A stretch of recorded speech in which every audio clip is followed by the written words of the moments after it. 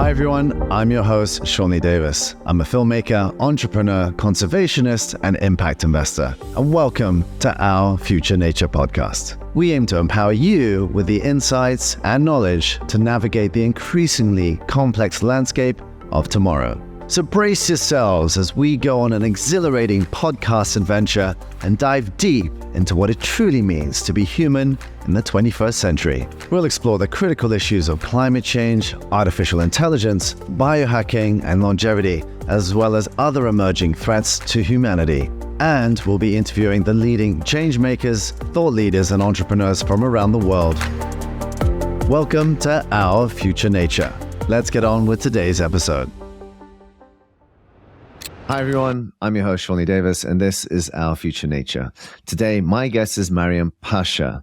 Maryam is a co-host of the extremely insightful Climate Curious podcast. She is also the director and curator of TEDxLondon and TEDxLondon Women. She began her career working at a charity in the human rights sector and realized the need to tell better stories so that people and institutions listen. And Maryam realized the power of storytelling to create impact. Since then, she's had countless workshops and coached many people in speaking and storytelling. She now leads one of the world's top TEDx events, and her talks have been watched by over 20 million people worldwide. Her work has also helped to shape the law in England and Wales and raise £1 billion to fight climate change. So I'm really excited to have her with me today to speak about COP and how to support marginalized communities and how to use storytelling for impact. Thanks for joining us, Maryam. Great to have you on the podcast. Thanks, Sean. Very generous introduction, and it's really great to be here. So, Maryam, you're a storyteller at heart, and you help companies and individuals tell stories about the climate crisis. Is there any one particular story that got you started or gets you emotional when you hear about it? Yeah, so I wouldn't say this is what got me started, but one of the great organizations I get to work with or campaigns I get to work with is a campaign to electrify global road transportation. So buses, 2- and 3-wheelers, passenger cars. And it's an incredible global effort. And as part of that, I got to hear about something in California called the Diesel Death Zone, or Asthma Alley, which is a part of near Long Beach in California, where there are two of the biggest ports in the US, one of the biggest trucking lanes in the US, oil refineries, asphalt refineries, oil fields, other industrial facilities. And essentially these communities, which are often, economically poor and made up mainly of people of color, are at the mercy of the kind of climate and health impacts of all of this fossil fuel pollution that's being pumped into their towns and their cities, and, super high asthma rates, super high rates of cancer. And this is for me just a real, it's heartbreaking, and it shows so perfectly the intersection between kind of climate justice and climate change and health. Wow, I've never heard of that before. So Diesel Alley, what was it? The Diesel Death Zone in California, or Asthma Alley. I love Long Beach, California, so it kind of puts a bit of a, So if you imagine tint on that area. So if you imagine kids who are playing outside next to 16-lane highways, all with diesel trucks, sometimes these are places where 500 trucks will pass by in an hour or more. This is, we know that burning stuff and inhaling it is not good for us, let alone the climate impact that it's having. And so I think, this story just really, it kind of stuck in my brain, and really is, I think, an example of what we're looking at here when we think about climate change.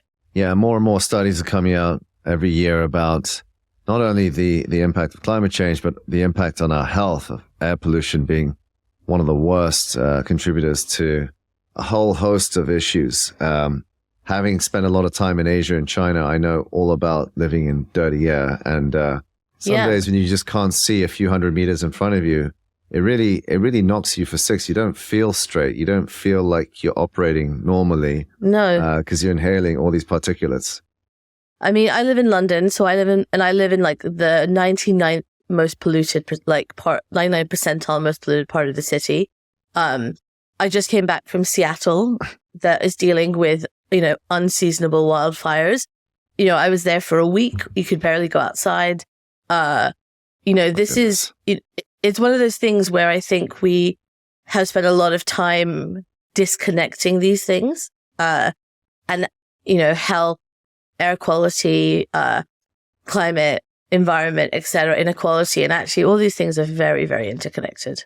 Absolutely. And some of the talks that I do, to illustrate how connected we are, I ask everyone to just hold their nose so they can't breathe. Mm-hmm. And then within 5 minutes, everyone's passed out. Now they don't pass out, but they get the point that really the air that we breathe, we're all connected through the air we breathe. And yet it seems to be, let's just pollute it and don't worry about it. And somehow it'll figure itself out. The pollution will go somewhere else. So out of sight, out of mind. But yeah, it's a huge problem. So you help companies tell these stories, and that helps people connect to these issues. So just going back to this particular issue of air pollution, one of the issues of the climate crisis, in my point of view, is that there's so much negative news and there's so much negativity and despair that people almost get switched off. How does that story necessarily change people's behavior or change the way that people view the climate crisis? So first of all, I think, one of the things I found is that more and more these days, I'm working with kind of less with companies and more with individuals and organizations and scientists. And when I say that, because I think climate has moved out in some ways of the silos of people who were allowed to talk about it and weren't allowed to talk about it, which is really encouraging. And that does include, business being freer to talk about it as well. But I think I see this as this great moment of kind of opening up that's happening with the climate movement. Eco-anxiety is an interesting one. I've worked with this incredible young climate activist called Clover Hogan. We worked on her TED talk together, and she's probably one of my touch points whenever I'm feeling a bit eco-anxious. There's a couple of things that she said that I think really resonate. One is that eco-anxiety isn't, there's nothing wrong with you if you feel anxious about climate change. In fact, you're probably accurately assessing the situation around you.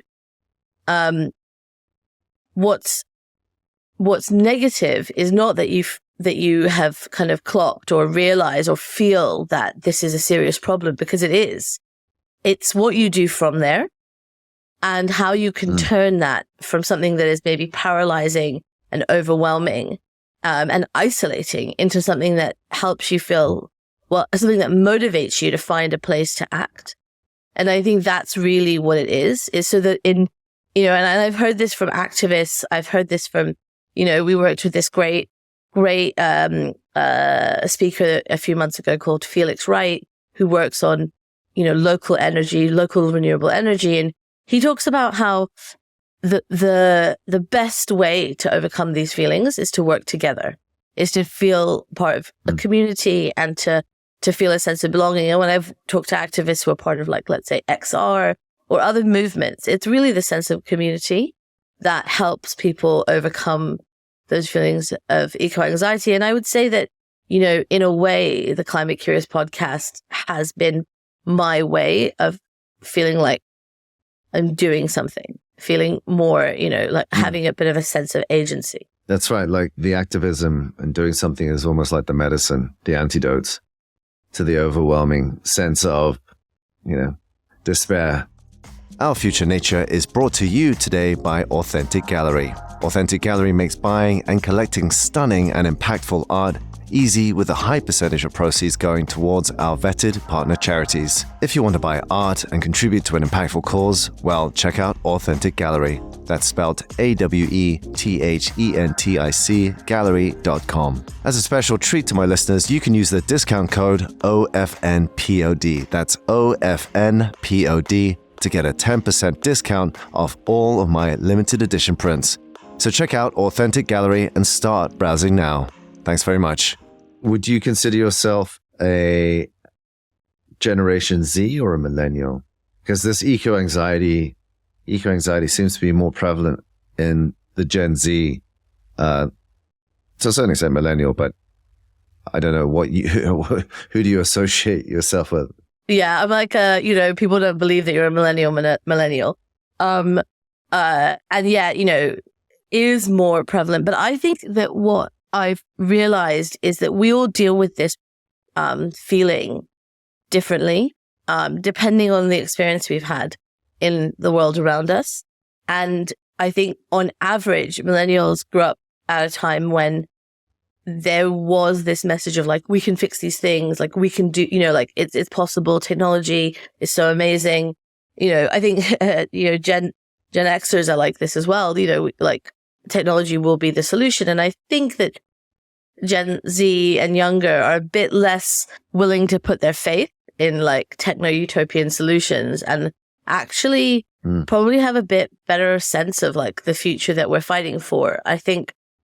But I do think what's amazing is when you start to see people working across like generations and bringing insights from different, points of view. Because I also think the other thing that we often, you've lived all around the world, you've seen this, like, I think in the global north, we have really thought that climate change is something that is just going to be really far in the future.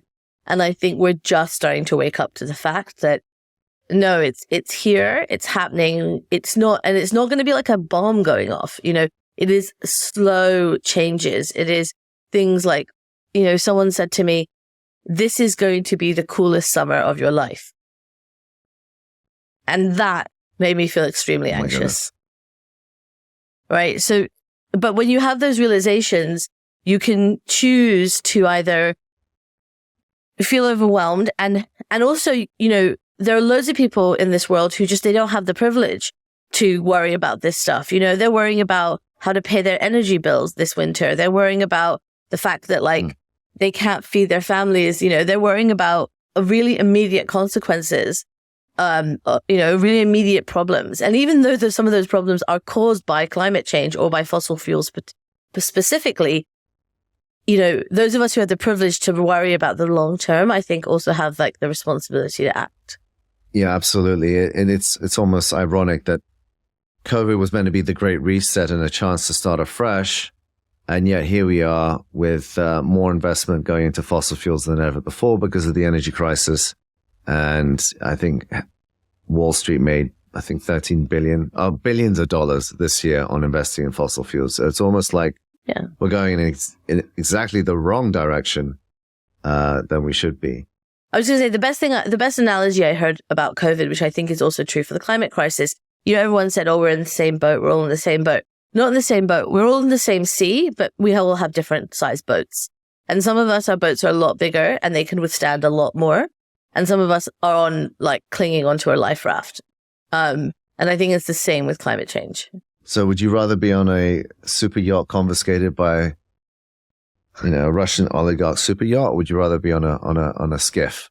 I'd rather be on a super yacht and I would bring everybody with me, right? Like that's also the way that we've kind of misunderstood what we're looking for. Like, we are looking for global prosperity where everyone can have a great quality of life. Like everyone have access to energy. Okay, not everyone needs a super yacht, but if there's like a lot of people on it, it's no longer a super yacht, I think. It's an ark, maybe. Yeah, exactly. So I'm fascinated by one of your Climate Curious episodes where you talk about how our brains are not hardwired for climate change. And you talk to the neuroscientist, Dr. Chris DeMeyer, who says this because human brains are not really good at understanding long-term change or large scale planetary issues. We just don't have that evolutionary ability because we're just so focused on what's around us and the short-term ramifications. How do we change that? How do we sort of change human behavior, which is hardwired, to sort of now kind of understand that climate change is here? There's very little that you can do to deny it. I mean, although there are some quacks out there who still deny it. It is here. It is having a very real impact.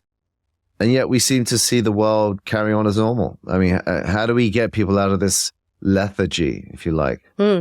So yeah, Chris talks about climate change being a wicked problem, and I think it's this idea that it's so big and so intersectional and so multifaceted that it's very hard for someone to sit down and try to understand it. Our systems are complex and they're not set up for us to be able to make, climate positive decisions.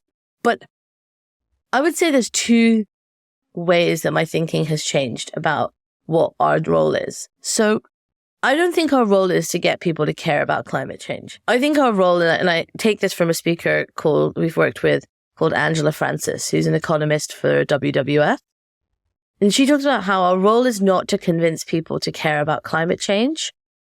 It's to show people that the solutions for climate change are also the solutions for the things that they care about. So when we've been talking about, air quality and health, if you care about your kids' health, if you care about what's happening down the road, switching to electric transportation, or away from the internal combustion engine, making it a bike-friendly town, encouraging people to, walk, creating public transport that's accessible for people with disabilities, and cheap so that people don't have to feel like they have to buy an old car to get them just to their place of work.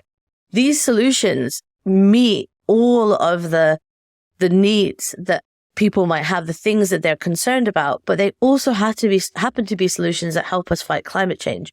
And we've spent so long trying to get people to care about climate change. I don't think we've spent enough time thinking about how we actually there's solidarity. There are solutions that align with the things people already care about. And I think the other thing is that we have to be careful about some of these narratives. I do think 10, 15. So this is something I see with so many of the experts I work with.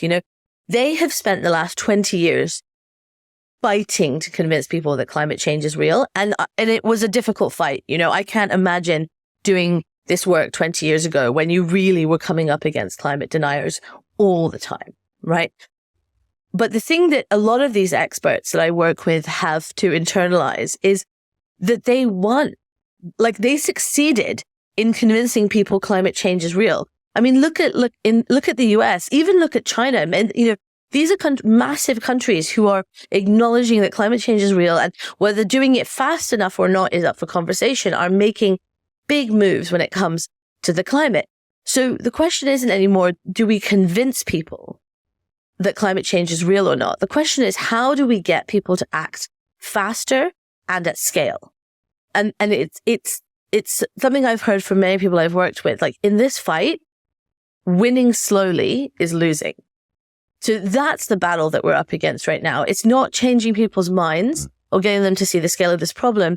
It's seeing how can we move more quickly. And I think, and I think Chris talks about this as well. I don't think it's about voluntary behavior change. I think it's about our government stepping in and helping us make better decisions through regulation and taxation. Right. You touched on a good point, individual responsibility versus corporate or governmental responsibility. And I think, what the corporations are trying to make us do is make us all think that we're responsible. Yes, everyone is responsible in some way or form. But for the most part, people have their mortgages to pay, got to get their kids to school.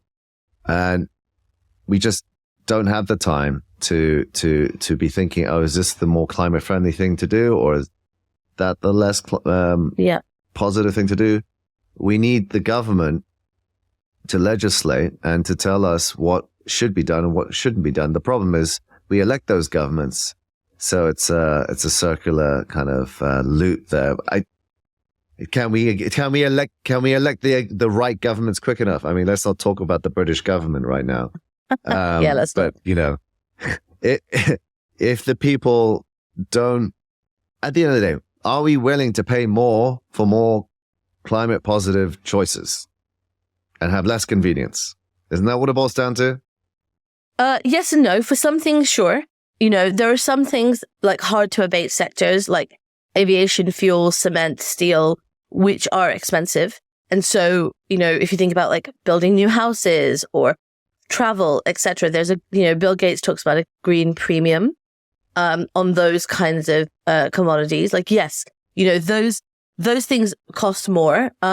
But if you look at the price of renewable energy right now versus the price of fossil fuel energy, it is like exponentially cheaper. And yet the way our systems are set up aren't actually set up to allow us to access that cheaper energy, And so there is a responsibility here also for governments, not like, governments didn't wait for people to say, I really want seatbelts before making seatbelts, or being elected solely on a seatbelt platform until they decided that was good. Even things like you think about things like smoking or alcohol or other things that, in the world that are harmful to us, like there are regulations around it, and they didn't wait for every single voter to decide that they wanted this thing before putting it in there. I mean, we always talk about climate change and making the transition to a zero carbon future as being this negative, like this loss of stuff and this loss of giving up things. And I actually think that we could gain a lot more, but there is a transition period, and our governments and our companies, big corporations, they unfortunately hold a lot of power as to whether that transition is rocky or smooth. There's been quite a lot of negativity about COP and the organization. What is the actual benefit of having all these people fly in from all over the world to make pledges which aren't upheld? What's your viewpoint on that? Let me talk about flying first, because I feel very passionately about this. 2% of global emissions are from flights, and that includes military flights, right? Yes, there is like a projected massive growth where it could go up to 10% of emissions, but that's also because we reduce emissions in other areas. Flying is yet another one of those things where companies have done a really good job about making it our fault.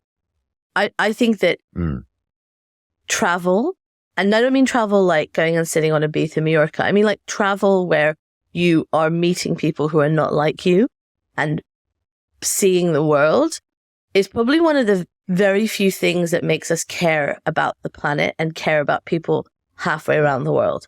And so it is nothing but a good thing. And yes, those of us like me who are frequent flyers should pay a premium for that. I have no doubt in that, but I'm not gonna like begrudge someone their one annual holiday to see their family halfway around the world, because, if we start to only allow people to travel by train at this point, all of us who are migrants are just royally screwed. So that's something but yes, are we flying all these people out there to make pledges that they're never going to uphold? I think COP has a role to play, in the international system.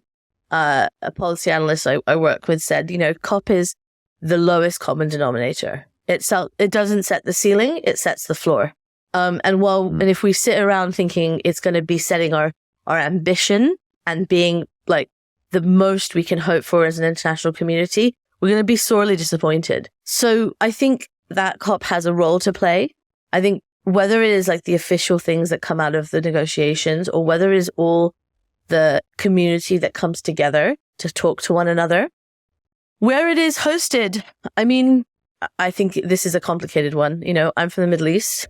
I'm from an authoritarian dictatorship that's currently massacring women on the streets for showing their hair and dancing. So it's very close to my heart, that idea that, we don't prop up these kinds of dictators. But I also know that we need to be able to talk to people everywhere. And I'm glad I'm not the one that has to find that common ground. Yeah, well said. I think at the end of the day, you have to connect with someone in person to change that person's viewpoint, and to bring people together is very important in a way that Zoom can never be. But, Zoom is a sort of, it's a backup. But at the end of the day, you bring people together, get them in a room. It's not a perfect solution, but if we didn't do anything like that, I don't think there would be any agreement. I always find it amazing that we're so willing to criticize people who are flying around trying to make things better. And if we could just equally turn that energy to criticize people who are flying around to make things worse. Yes. Thank you. I love that. I mean, we're all fine watching our sports teams fly around the world and play football, and fans flying around the world. But when it comes to, as you say, people coming together to try and solve problems. Oh, why are you doing that? You can't do that. So I think, it's a bit of misplaced criticism there. And I agree with you on the travel part. Like, one of the things that we do is what I call purposeful travel, regenerative travel, where we take people to places of environmental impact, business leaders, influencers, get them to care so that they can go back and affect change. And I think without that connection, it's very hard to actually form a connection with the wild unless you go see it. Anyone can turn on the TV and watch it on Nat Geo, but it's a very different thing to actually seeing an elephant in the wild and going, oh my God, how could we ever kill an elephant? It's beyond belief. And if I can add to that, it's also seeing the people that take care of those elephants and seeing the communities that have been safeguarding those ecosystems. You know, when we turn on the TV and we see these beautiful nature programs that seem to have erased all of the indigenous communities and like local communities that have safeguarded and stewarded that land for centuries and generations, it's only by traveling do we actually meet the people there and care about the people. You know, you said in my introduction, my background is human rights. Like, I'm here for the people. Like, I love the animals, I love nature, all of that stuff, but I'm here for people. Like, that's why I'm in this fight. Absolutely. And a lot of people say, well, you don't care about people, you're a conservationist. And I'm like, no, actually, that's totally wrong. We are trying to conserve the wild spaces so that we can survive, right? That's the linkage that seems to be broken in people's understanding. Without the wild spaces, without the oceans, without the air, there is no humanity. So at the end of the day, we're long-term humanitarians. That's how I like to put it.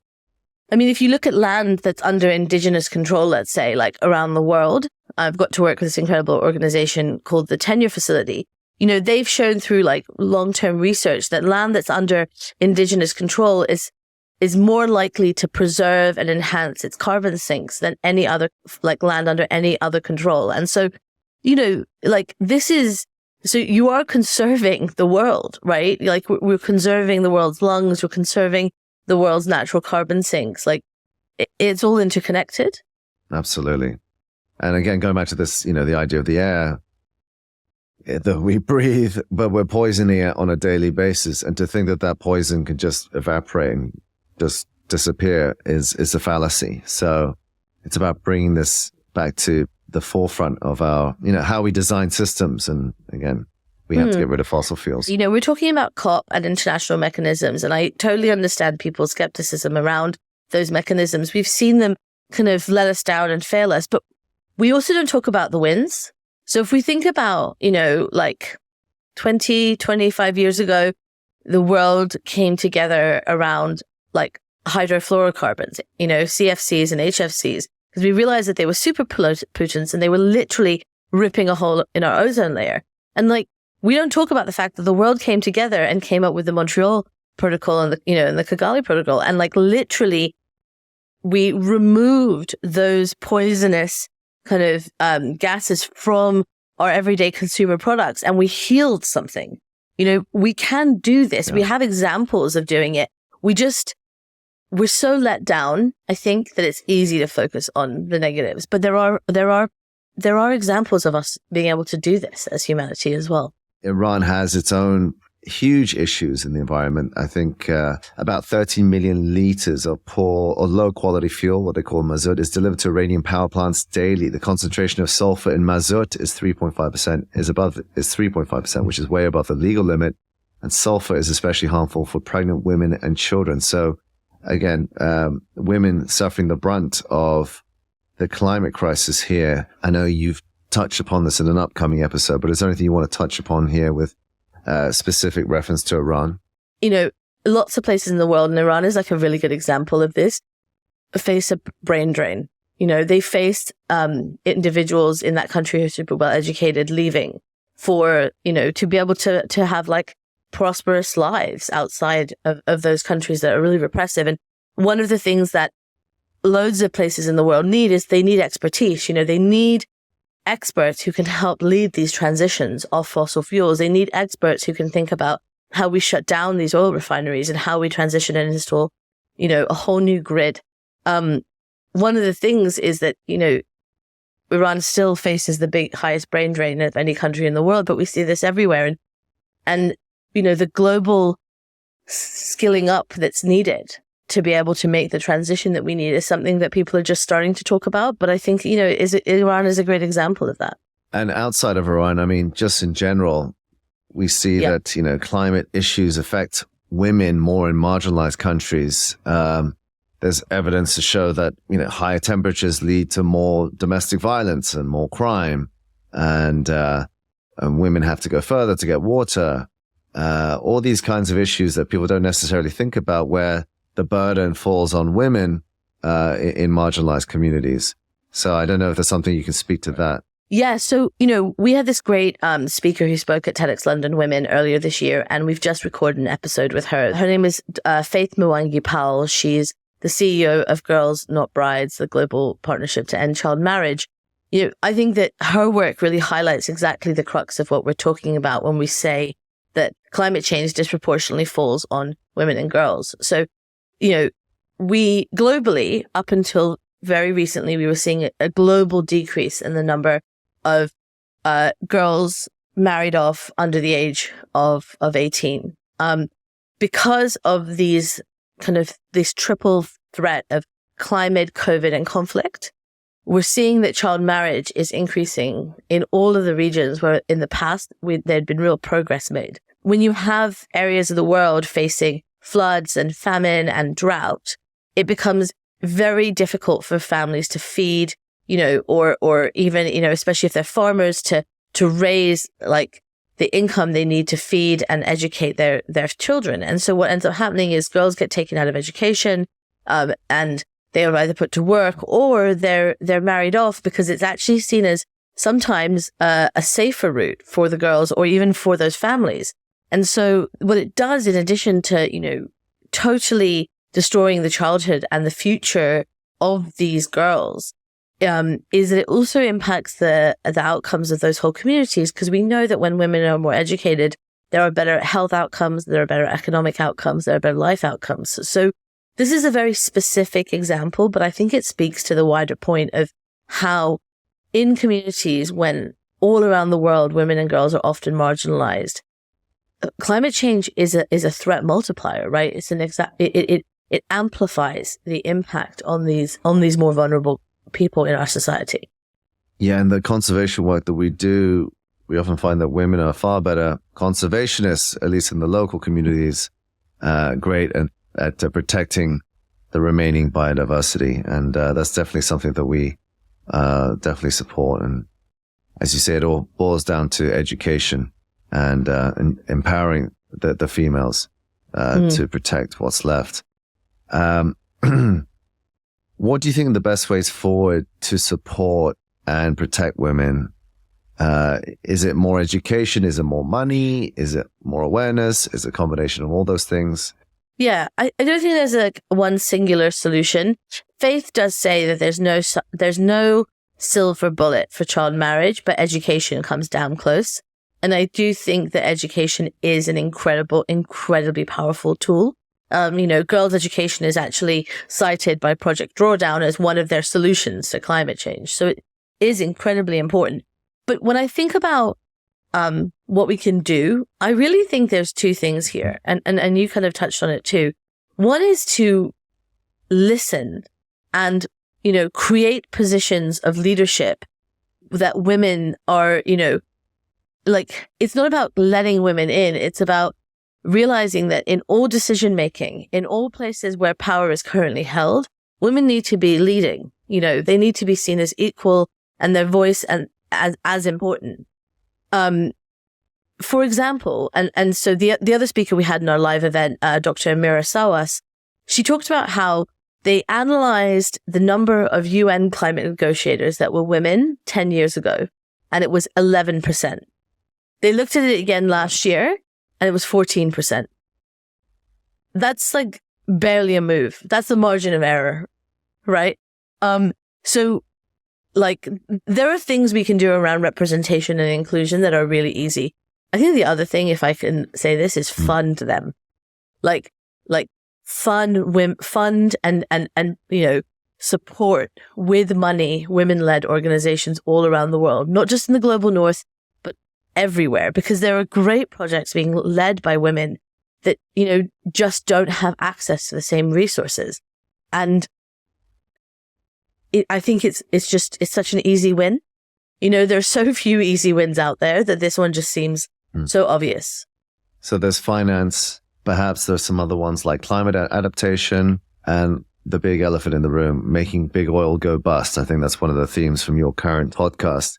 So let's talk about climate adaptation. Climate adaptation is obviously a big topic as Europe goes into winter, potentially with less heating. So how do we combat that? I have to very much admit, climate adaptation is something that I'm learning about. It's really new. A lot of my work and a lot of people I've worked with have focused on mitigation. But the more I do this, and I think as a community we become more nuanced in our understanding, I think we understand that adaptation is hugely important. I saw a quote recently that I absolutely thought was super powerful from someone you probably already know. And as I'm still very much on this learning journey, he's a Harvard energy expert and was a climate advisor to Barack Obama. His name's John Holdren. And he says, we basically have three choices: mitigation, adaptation, and suffering. We're going to do some of each. And I thought that was really, really powerful. My thoughts on adaptation, which are very, very basic, just look at the idea that, we have to live in a more of a both and kind of world. So we need to do mitigation and adaptation rather than thinking we do one or the other. And I think that we have to stop letting the fear that the fossil fuel companies will co-opt our narrative, stop letting that fear preventing us to act. I think that for a long time, adaptation was very much like, oh, well, we can keep polluting because we can just adapt. We can build higher seawalls. We can do whatever. I think hopefully we've now gotten to a bit more of a nuance where actually that's not what we're talking about. Just like when we look at like carbon dioxide removal or carbon capture, hopefully we've gotten to a place where we're not talking about a way for fossil fuel companies to keep digging stuff up. We're talking about how we need a faster way to take things out of the atmosphere, even when we stop burning it. Absolutely. And talking about fossil fuels again, I know you had a recent episode about how to make big oil go bust, which is a catchy phrase, catchy title. But the reality is that most of us are addicted to oil. Yeah. We have an incredible producer who does all of that kind of stuff. Titles, the hooks. But yeah, the reality is that we're all still addicted to oil. So it's a multifaceted process, isn't it? We can't just make the big oil companies go bust. And in fact, the big oil companies say they need to make the money to make the transition to a non-fossil fuel future. So where do you draw the line on that? What narrative do you take? So 5% of fossil fuel profits are reinvested into this transition into renewable energy. 5%. That should be 100% of their profits, number one, if they're really serious. Every single fossil fuel company says that they're going to be the ones that take the last barrel of oil out of the ground. Every single one. National companies, private companies. The truth is, and this is a hard truth, that they have been lying to us, and they have been lying to us for decades. They knew about climate change. They created the idea of a carbon footprint to divert responsibility from them onto individuals. They have gotten us addicted to something, and now they're telling us, oh, well, you're addicted. What are you going to do about it? Right? They literally are taking the same tactics that the tobacco industry used and using it again. They're even using some of the same lobbyists. One of the things that I work with a lot of people, and I came into this also being like, but don't we need them? Like, don't we have to work with them? And I spoke to loads of people who've been doing this for 20 years, who are by no means like people gluing themselves to the side of the Shell building. That we're not talking about like activists. I'm talking about people who sit around boardrooms and, are very much mainstream. And these people are like, no, there is no role for these companies. We need to regulate them. Number one, right? Out of existence. You don't ask you can't imagine going to a coal company and saying, what would you like your part to be in a zero carbon future? Coal company doesn't exist in a zero carbon future. There is no role for it, right? That is the narrative that they have told us, and we don't have to buy it. yes, we're not talking about shutting off the tap tomorrow. That's not possible. But we have this window to act, right? Where we've decided that 1.5 degrees is a acceptable degree of warming. That is a whole other conversation. But if we're going to work within that, we have a carbon budget. We know how much we can burn. We know that all of that stuff is already out of the ground, so it doesn't need any new projects. And then we can, like, really as an international community, figure out how to do this. I think I sometimes feel like, oh, I don't know about this. And then I realize, you know what? I don't have to know, because there are people who know exactly how to do this transition, who've been working on this and understand exactly what's necessary. As long as we let oil companies dictate this terms, like this idea that we need them, you know, it's a false narrative. And at some point, we've just got to accept that they've been lying to us. And the only part of this conversation for me that's really important, where I want people from the oil companies in the room, is when we talk about how we do this in a way that is just for their workers. That's who I care about, is how do we make sure that the people who work in these companies aren't just left out onto the street the way we did the coal miners in England when we shut down the coal mines during Thatcher. Yeah, that's a very important topic, and one that might not have been given enough thought. What are these workers going to be doing? Because, you know, we work a lot in the alternative protein space as well. Like, if you start making protein or stopping all the farmers from raising livestock, what are they going to do instead? So it's very important to work with the existing community and find them or retrain them for extending, you know, their incomes. And maybe this isn't given enough thought at present. We talked a little bit about misinformation. Where do you go for your climate change journalism? And, you know, how do you think that climate change reporting can be improved in general? That's such a good question, isn't it? I have the incredible privilege of learning about climate change from the best, the experts, top experts around the world, which is not a usual source of information for people. So this part of the reason we started Climate Curious is to be able to find a way of taking those experts and bringing them to everyone in a way that is human. But there are some places that I've been pleasantly surprised. So one incredible organization is Project Drawdown.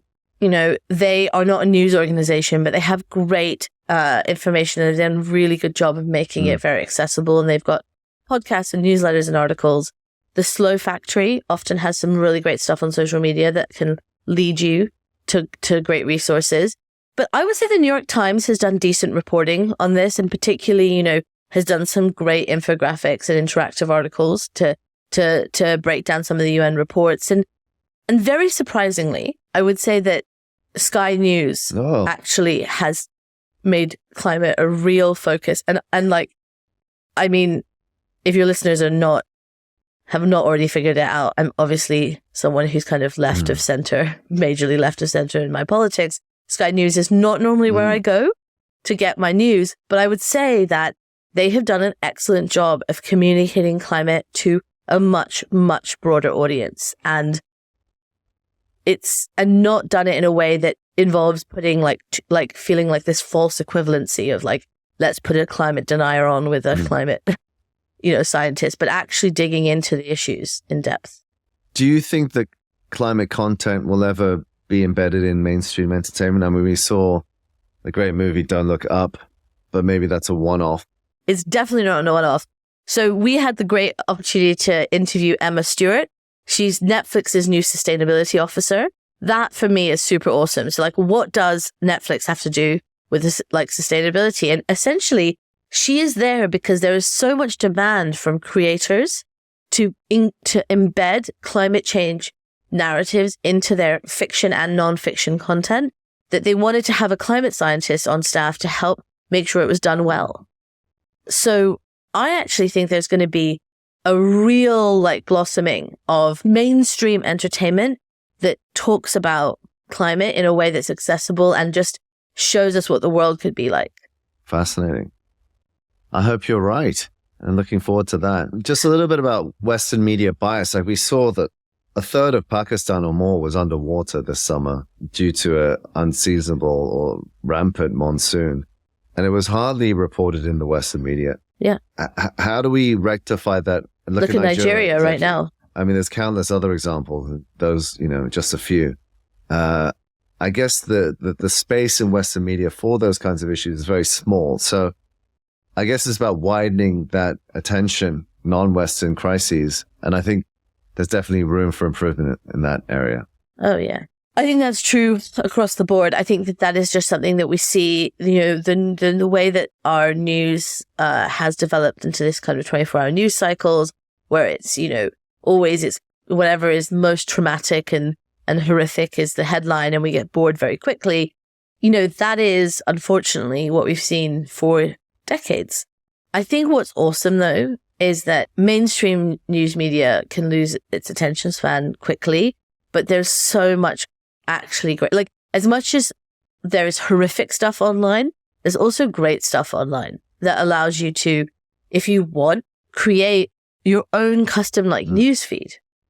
So if you want, you can subscribe, follow, and look at incredible people who will bring you that news coverage, and you don't have to. It's not only just gatekept by the main, news corporations. And so I think that's actually a really positive thing. In an ideal world, Maryam, what would your stories be doing? What kind of stories would you be telling? We've been thinking a lot about this. So in an ideal world, I'd be telling stories of how we won, right? Like in 10 years, in 20 years, I want to talk about how we won and how we keep winning, and how, we took this moment and we created a more equal, a more sustainable, a healthier, a more prosperous world. And how we didn't squander this opportunity to better design these systems. Those are the stories I want to be telling in 20 years. The stories I want to tell right now are stories of solutions and how we do this. It's like people have said this over and over, time commitment for commitments and pledges is over. It's now about action. And I think people can feel very understandably stuck with how do we start and what are the solutions? And the great thing is that we actually have almost all the solutions we need to make all the changes we need between now and 2030. And simultaneously during that time, do the R&D on the solutions we need post 2030. And so I think we need to tell more stories of what those solutions are and how they're impacting the world. And if there is a role for us as individuals to play, what that role is. We touched upon about solar energy earlier and how it's become very cheap. What are the sort of technological breakthroughs that you're excited about? So I'm excited about battery storage and the fact that we seem to be making real progress on, maybe, not quite yet fast enough, but I think we're starting to make real progress on it. I'm feeling positive about sustainable aviation fuel, and I'm feeling very positive that we're having very serious conversations. Money is pouring in. Brains are working on these really hard to abate sectors around steel and cement and fertilizer, because I think that those are things that we have to tackle now in order to even solve by 2050. There's something I really love, something I learned about recently that I really love actually, that does come back to solar and renewable energy, which is these things called distributed energy resources. We actually just published an episode on this. So imagine distributed energy resources are like solar panels in your community. And I find this really exciting because it really breaks down some of the systems and structures around who owns and controls energy, but also in parts of the world that are very vulnerable to extreme weather, like the Caribbean. We're seeing that these local solar projects are actually withstanding extreme hurricanes. And so, not allowing islands to be totally cut off from power. So I think there are these really hopeful and exciting stories. Some of them with technology that's well developed and is just being deployed in a new way, and some that's really about discovery. And do you think that technology is the answer to everything here, or is it more than just technology? It's more than just technology, but technology obviously has a role to play because we live in a world where things are technological. I think we just need to think about technology as more than just digital technology. Technology is how you make your steel and how you, fuel your ships and things like that. And so I think that we it definitely plays a role. I think that for a long time, people felt like technology was a solution where we could keep everything the same and just make it zero carbon. And I think that's the mindset we need to change. Absolutely. And in terms of just top tips for any listeners here who are interested in creating content or stories to try and create impact, what would you say are your top 3 tips for creating engaging, meaningful narratives for impact? Think about your local community. And, that could be a geographic community or it could be a community of interest. And think about, what do they want to hear? And like, you're part of that community, so what interests you? I think the second thing is to be focused and, really think about what is the area that you're going to talk about? And the third thing is to have fun with it. Like, every single guest we've had on our podcast has said that this was the most fun thing that they've done in terms of podcasts. When we're at events and podcasting, they're like, oh, this has been my favorite part of this event. It's because we talk to people as humans and not as their job titles. And that's, I think, really what people want is an opportunity to have a conversation from person to person, be excited about stuff, be emotional about stuff. So yeah, think about what your community needs, focus, and be human. I love that. Thank you. Great tips. Be human, all you androids out there. But have fun with it. I think that's really important, both for the soul, but also for our productivity. Because if you don't have fun doing it, you're not going to do as well. Where do we find you? Do you have your own platform? Where do you put all your thoughts? Is there a website? How do we get in touch? Yeah. So Climate Curious on all major podcast streaming platforms is great. Also following TEDxLondon, so that's TEDxLondon on all social media platforms is great. And I work with, our team there. And you can also follow me on most social. I would say that I probably do most on Instagram. To give you a sense of which generation I'm in, and LinkedIn. So that's where to find me. Just my name, nothing funny. Oh my goodness, you just gave away your age. Instagram and LinkedIn. I mean, you're a geriatric millennial. I know. Yes, I have a geriatric millennial and I'm very proud of it. Just as a curious little extra question, I've given a few TEDx talks and, they've been great experiences. How does one get onto TEDx? If for someone, out there who's younger and wants to be on TEDx, how do they get noticed? How do they get called up, if you like? Sure. So the first thing to do is to think about what is your idea worth spreading? So what is the thing you want to communicate with the world? And once you're really clear on that, to have a look and see what TEDx's are in your community or are linked to maybe the theme that you're speaking about. And then each TEDx, one of the things that's wonderful about this community is that they're unique. So each will have its own way of finding and recruiting its speakers. Sometimes they'll have open calls. Sometimes they'll have like competitions. Sometimes they'll have Dragon's Den or pop idol style, things going on. There'll be different ways. But to be really ideas led when people approach us, to speak at TEDxLondon, that's the thing that we really look at is what is the idea that they want to talk about and how does that fit in with the themes that we have, we were working on in the upcoming year. And the last thing I would say is to say, just be aware that most TEDx's try to program their speakers months in advance. Sometimes we will get people being like, I see you have a TEDx coming up next week. I'd love to speak. And it's like, about 6 months too late. So just think about timelines. All right, Maryam, I'm going to definitely hit you up for the next TEDxLondon. I have a few ideas. Thank you so much for your time. I really appreciate it and everything that you're doing. It's been fascinating talking to you. And I hope we can reconnect again somewhere soon in the future. Great. Thank you so much for having me. Thanks, Maryam. Our Future Nature is also brought to you today by Authentic Journeys. Authentic Journeys brings together high-performing entrepreneurs, CEOs, leaders, and changemakers with ancient and modern modalities for intense personal growth to deeply align your individual and our collective purposes for positive change in the world. All of our trips are carbon offset, and we only partner with companies that have sustainable practices and credentials. Let us take you on a journey that will enrich your mind, body, and soul while helping the planet and local communities. Check out authenticjourneys.com. That's AWETHENTIC journeys.com to learn more about our upcoming wellness experiences, travel adventures, and retreats to help you find your awe. Thank you for tuning in to Our Future Nature. Please remember to like and subscribe to keep up with the latest episodes. And if you enjoyed the podcast, it'd be really helpful if you could take a few minutes to leave us a review on Spotify or Apple Podcasts.